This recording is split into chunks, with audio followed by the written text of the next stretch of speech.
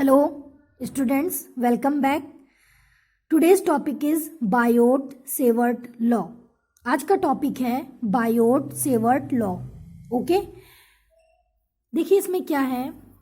जब किसी conducting wire में कोई भी करंट फ्लो की जाती है तो उसके चारों तरफ एक मैग्नेटिक फील्ड प्रोड्यूस हो जाती है. ठीक है, मान लीजिए कोई कंडक्टिंग वायर है, उसमें करंट फ्लो की जा रही, तो उसके चारों तरफ क्या हो जा रहा है, एक मैग्नेटिक फील्ड प्रोड्यूस हो जा रही है. ये तो हो गई बात ओस्टेड एक्सपेरिमेंट की. किसकी हो गई? ओस्टेड एक्सपेरिमेंट की.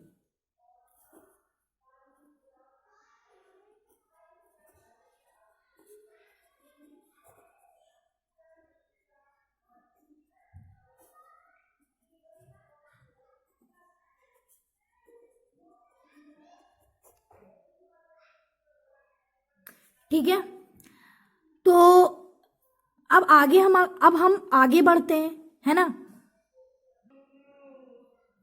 ये तो हुए ओस्टेड. ठीक है, अब इनकी कहानी खत्म. इसके बाद आते हैं हमारे बायो एंड सेवर्ट.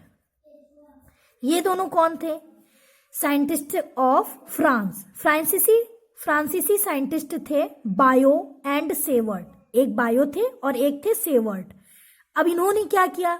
इन्होंने ये किया कि इन्होंने कई तरह के करंट कैरिंग कंडक्टर लिए. ठीक है, और उनके द्वारा जो प्रोड्यूस मैग्नेटिक फील्ड थी, उनके वजह से जो मैग्नेटिक फील्ड प्रोड्यूस हुई, तो उस पे इन्होंने स्टडी किया. ठीक है, स्टडी ऑफ मैग्नेटिक फील्ड.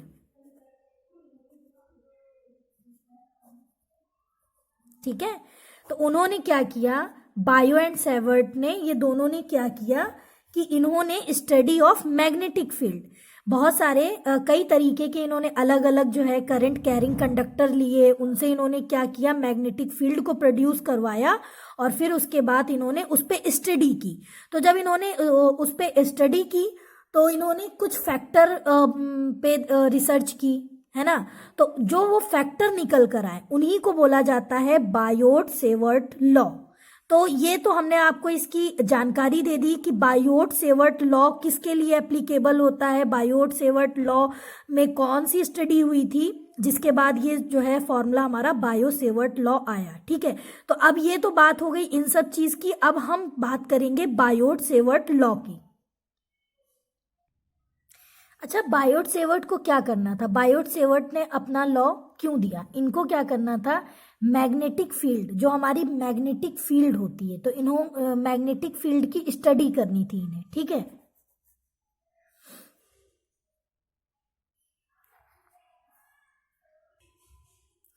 इनको जो है स्टडी ऑफ मैग्नेटिक फील्ड, है ना, इनको मैग्नेटिक फील्ड की स्टडी करनी थी.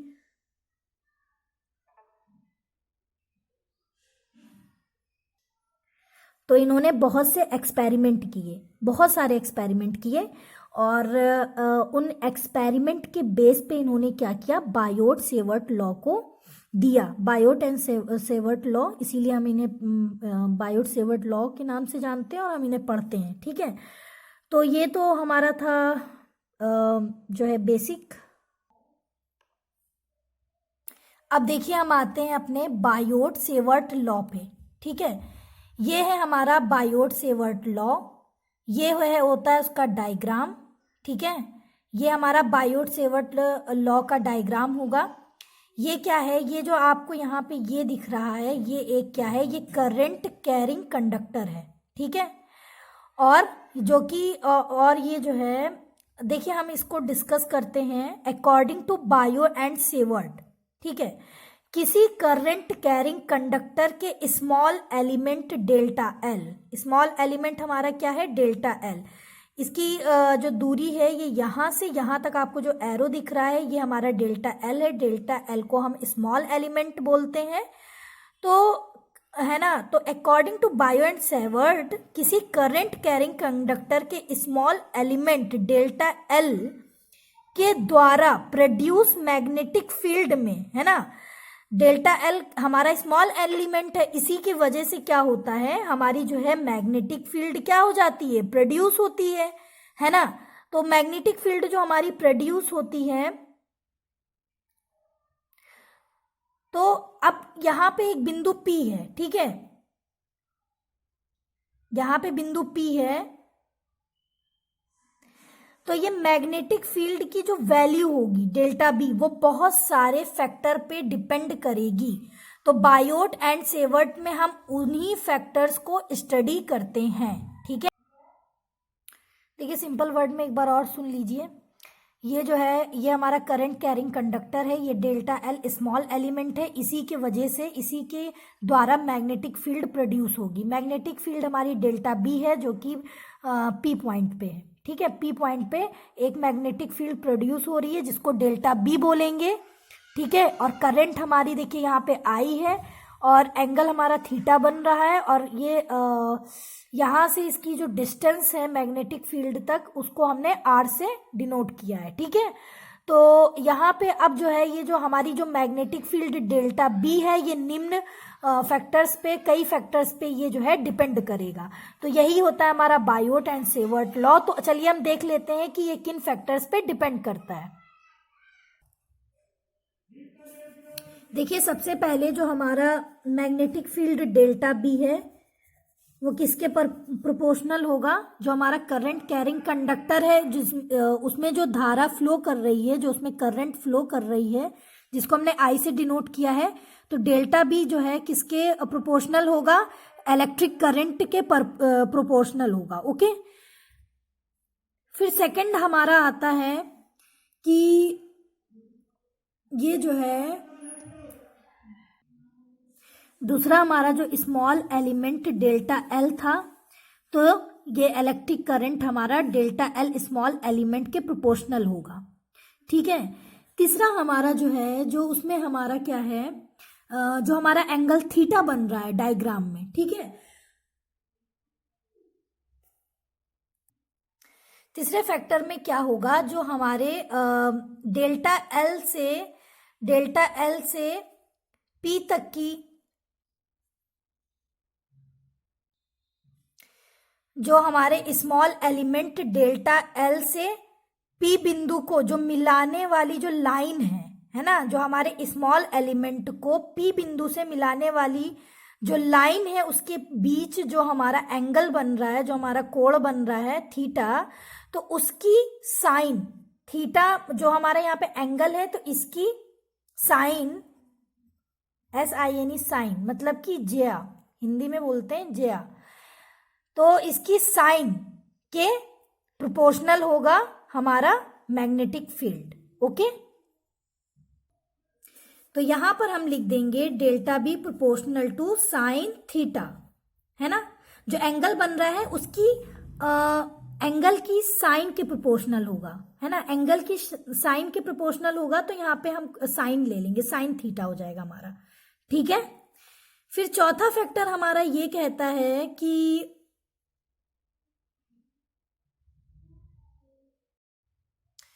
अब देखिए यहाँ पे जो हमारा फोर्थ फैक्टर होगा, जिसमें हमारा मैग्नेटिक फील्ड डेल्टा बी किस पे डिपेंड करेगा, वो डिपेंड करेगा जो हमारा यहाँ पे डेल्टा एल है, जो स्मॉल एलिमेंट है, स्मॉल एलिमेंट से जो पॉइंट पी तक की जो डिस्टेंस आर है हमारी, है ना, जो डिस्टेंस आर है उसके स्क्वायर के इनवर्सली प्रोपोर्शनल होगा हमारा magnetic field, okay. Fourth factor हमारा ये डिपेंड करेगा। तो देखिए फोर्थ फैक्टर हम क्या लिखेंगे, delta B proportional to 1/r², ठीक है। जो डिस्टेंस है हमारी स्मॉल एलिमेंट से पॉइंट बी तक की जो डिस्टेंस आर है, उसके इनवर्सली प्रोपोर्शनल होगा हमारा मैग्नेटिक फील्ड, ठीक है। तो इसको हम इक्वेशन 1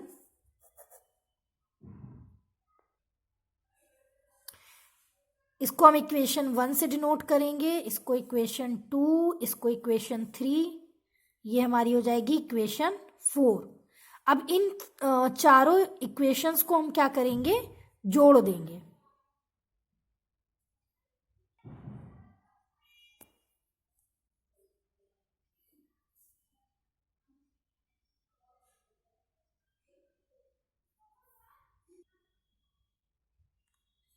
ज्वाइनिंग ऑल इक्वेशंस, जब हम चारों इक्वेशंस को ज्वाइन करेंगे तो हमारा क्या हो जाएगा, पहले तो यहाँ पे देखिए डेल्टा बी चारों तरफ है, तो यहाँ पे हम ले लेंगे delta B equals to, proportional है तो प्रोपोर्शनल का साइन जैसे ही हटेगा इक्वल टू करके यहाँ पे एक कांस्टेंट ऐड होगा। वो कांस्टेंट क्या होगा, वो कांस्टेंट होगा हमारा म्यू नॉट अपॉन 4 पाई।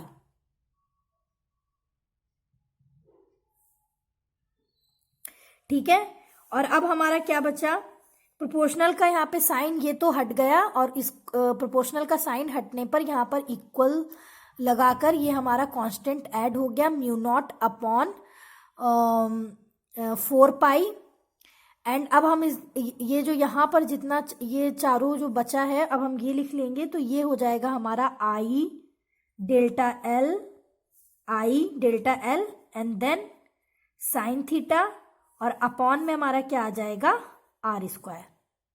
तो ये हो गया हमारा बायो सेवर्ट लॉ। ये लॉ हमारा कहलाएगा बायो सेवर्ट लॉ। यहाँ पे म्यू नॉट को मैं बता दूं क्या कहते हैं, यहाँ पे म्यू नॉट को बोलते हैं where mu naught equals to permeability of free space.